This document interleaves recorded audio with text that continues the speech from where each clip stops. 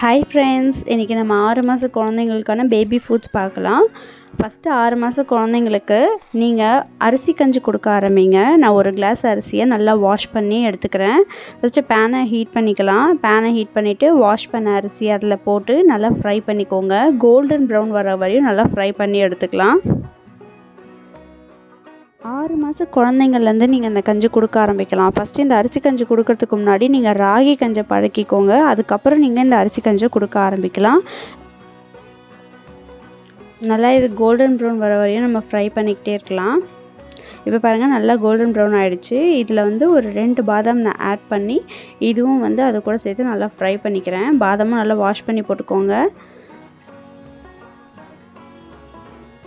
நல்லா ஃப்ரை ஆனோடனே ஒரு 1/4 ஸ்பூன் போல் ஜீரகம் போட்டுக்கலாம்.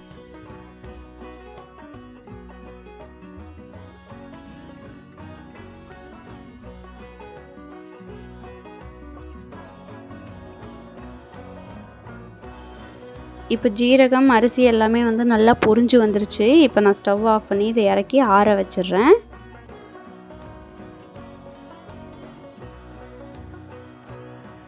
அதே பேனில் ஒரு ஸ்பூன் துவரம்பருப்பை நல்லா வாஷ் பண்ணி அதையும் ஃப்ரை பண்ணி எடுத்துக்கலாம்.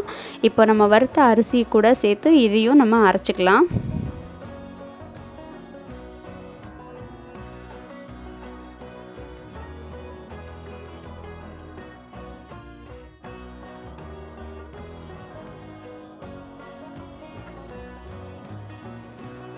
துவரம்பருப்பும் நல்லா ஃப்ரை ஆகிடுச்சு. இப்போ இது அரிசி கூட நல்லா ஆற வச்சு நம்ம அரைச்சி எடுத்துக்கலாம்.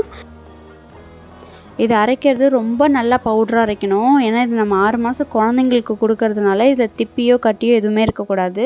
அதனால் ரொம்ப சாஃப்டான பவுடராக இதை அரைச்சிக்கணும். நீங்கள் 6 மாதம் குழந்தைங்களுக்கு கொடுக்கறதா இருந்தால் ஒரே 1 ஸ்பூன் போடுங்க. தேவையான தண்ணியை போட்டு கலந்து கஞ்சி பதத்துக்கு காய்ச்சி குழந்தைங்களுக்கு கொடுக்கலாம்.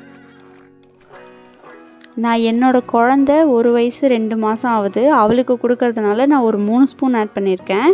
நீங்கள் ஃபஸ்ட்டு அடுப்பை ஆன் பண்ணுறதுக்கு முன்னாடி தண்ணி போட்டு நல்லா அதில் கட்டி இல்லாமல் கிளறிட்டு அப்புறம் அடுப்பை ஆன் பண்ணி வைங்க. அப்போ தான் உங்களுக்கு அது கட்டி கட்டியாக வராது.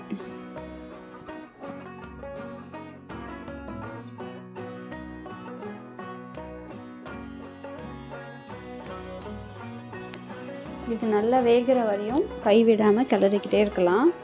ஏன்னா அடி பிடிக்காமல் பார்த்துக்கோங்க.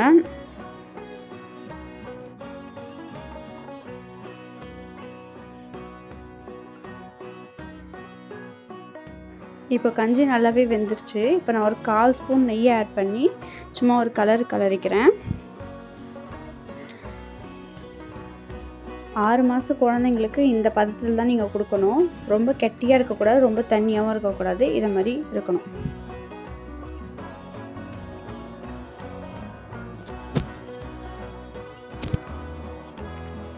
இதை நல்லா ஆற வச்சு குழந்தைங்களுக்கு கொடுத்துக்கலாம். உங்களுக்கு இன்னும் கொஞ்சம் தண்ணியாக கொடுக்கணும் அப்படின்னா இன்னும் கொஞ்சம் தண்ணி ஆட் பண்ணி நீங்கள் கலரிக்கலாம்.